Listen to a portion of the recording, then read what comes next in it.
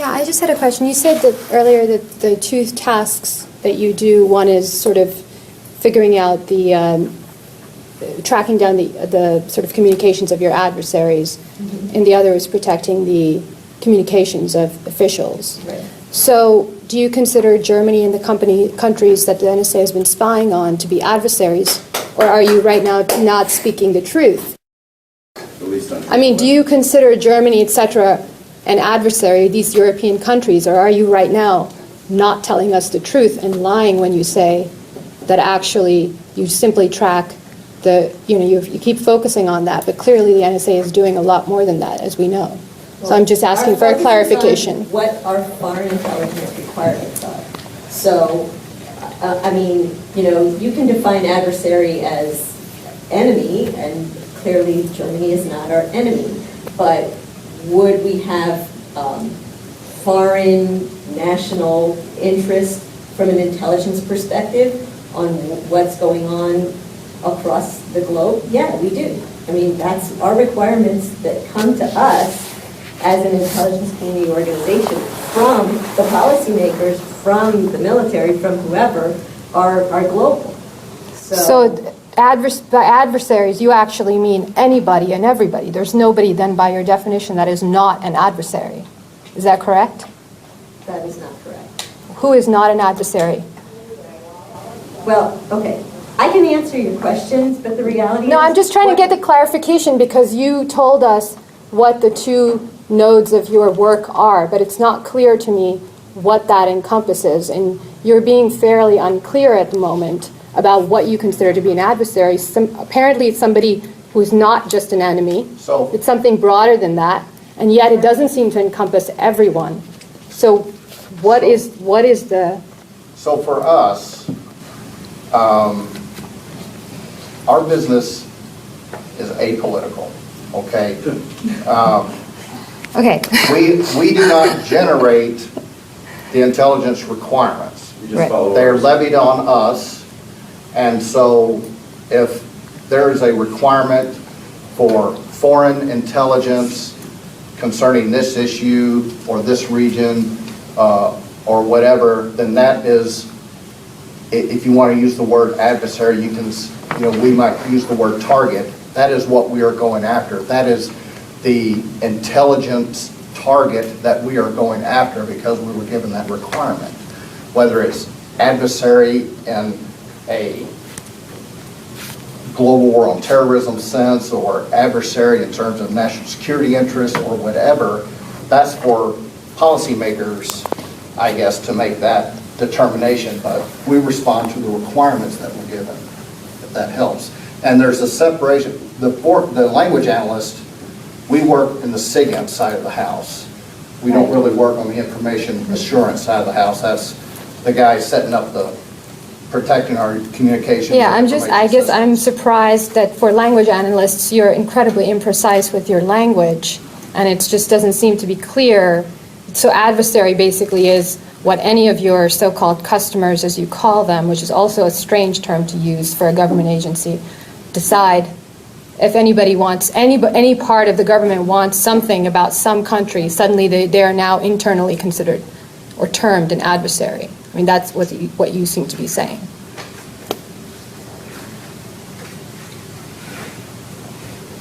I'm saying you can think about it using that term. But the reality is, it's our government's interest in some aspect of what a foreign country is doing. Right. So adversary can be anyone. As long as they levy the requirement on us through the right vehicle that exists for this, Right. and that it is defined in terms of being a foreign intelligence requirement. There's a national framework of foreign intelligence, what's it called? Huh? The NIPA? Yes, yeah, the National Prioritization of Intelligence Framework or whatever, that determines these are the issues that we're interested in, these are how they're prioritized. Your slide said adversary, and I agree with you. I mean, I think target would probably be a little bit better, but it's not actually just a word game. The problem is that these countries are fairly, I mean, it's one thing I think Afghanistan probably is not shocked to realize that they're on the list to be surveilled. I think Germany seems to be quite shocked at what has been going on. So this is not just a word game, obviously, and you understand that as well as I do. So it's very strange that you're selling yourself here in one particular fashion. It's absolutely not true.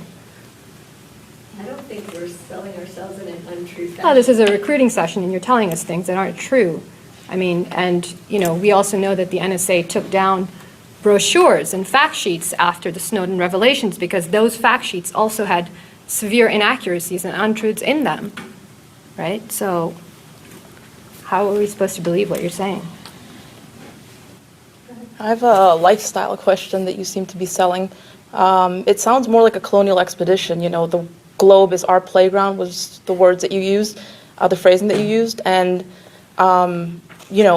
you seem to be saying that you can do your work, you can analyze said documents for your so-called customers, but then you can go and get drunk and dress up and have fun without thinking of the repercussions that your information that you're analyzing has on the rest of the world. And I also want to know what are the qualifications that one needs to become a whistleblower, because that sounds like a much more interesting job. And I think the Edward Snowdens and the Bradley Mannings and Julian Assanges of the world will prevail ultimately. I'm not sure that, I think the question here is, do you actually think about the ramifications of the work that you do, which is deeply problematic, or do you just dress up in costumes and get drunk? That's why the context, when I was talking about reporting information, the intelligence that we get and reporting it in the right context is so important, because the consequences of bad political decisions by our policymakers are something we all suffer from, right? And people suffer from the misinformation that you pass along, And so you should take it's our responsibility as job, well. And we take it very seriously that when we give information to our policymakers, we do give it to them in the right context so they can make the best decision with the best information available. Is that what And that's D&I why we Clapper don't was just doing? tell them this Is happened. that We what tell D&I them, Clapper was doing when he perjured himself in front of Congress? Was he giving accurate information when he said we do not collect any intelligence on United States citizens? And, oh no, it's only occasionally, perhaps unintentionally? Or was he perjuring himself when he made a statement in front of Congress under oath that he later declared to be erroneous or the least untruthful answer? How do you feel personally having a boss who's comfortable perjuring himself in front of Congress? There is not General Clapper. Oh, well, General Alexander also lied in front of Congress. I don't believe that he did. Well, probably because access to the Guardian is restricted at Department of Defense computers. I'm sure that they don't encourage people like you to actually think about these things. Thank God, men like Edward Snowden, who your organization is now part of a manhunt, trying to track down, trying to put in a little hole somewhere for the rest of his life. Thank God they exist. And why are you denigrating anything else done with language? We don't do that. We don't read cultural artifacts, or we don't read poetry or things like that. There are other things to do with language than joining this group, okay?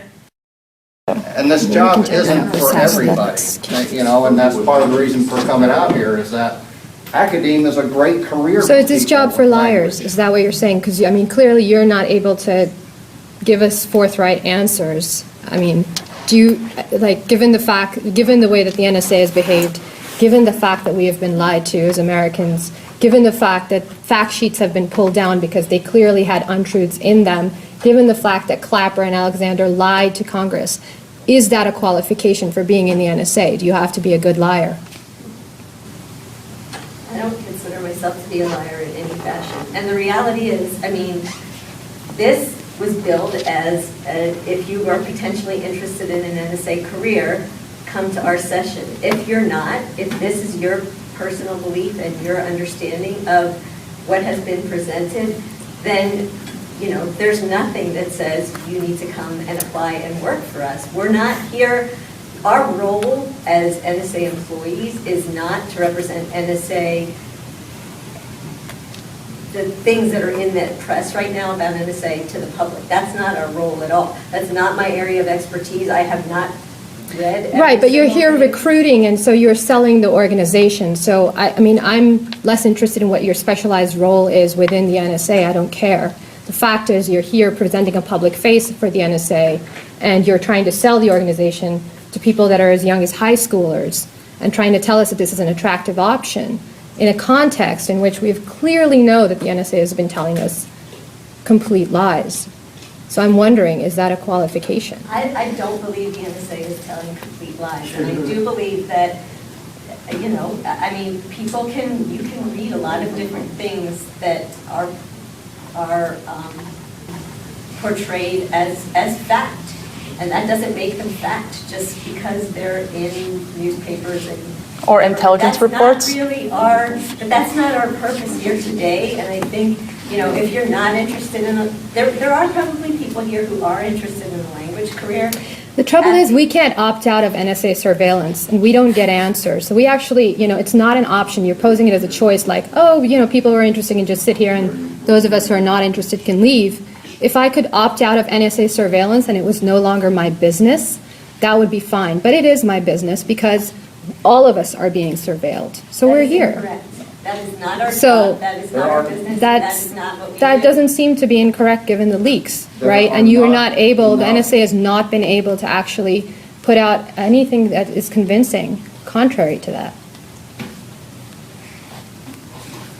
I don't understand what's wrong with having some accountability, so, you know, if you wanted to have a cop-out. We have complete accountability, and there's absolutely nothing that we can or have done without approval of the three branches of the government. The programs that were enacted. Did you read the New York Times? Did you read about this illegal wiretapping? Why are you lying? Did you read Out of the respect for Senate anyone who wants to Judiciary work for these review on people. us? Judiciary review that said there have only been 50 instances, and they were all documented and done correctly with the FISA court and the system. I would love to read the opinion of the FISA court that said that one of the NSA's program was violating the Fourth Amendment rights of massive amounts of Americans, but it's a big old secret, and only people like you who are comfortable not talking to their wives when they get home about what they do all day are able to see the top secret things. They're protecting us from the terrorist threat. So let's let everyone hear more information about karaoke.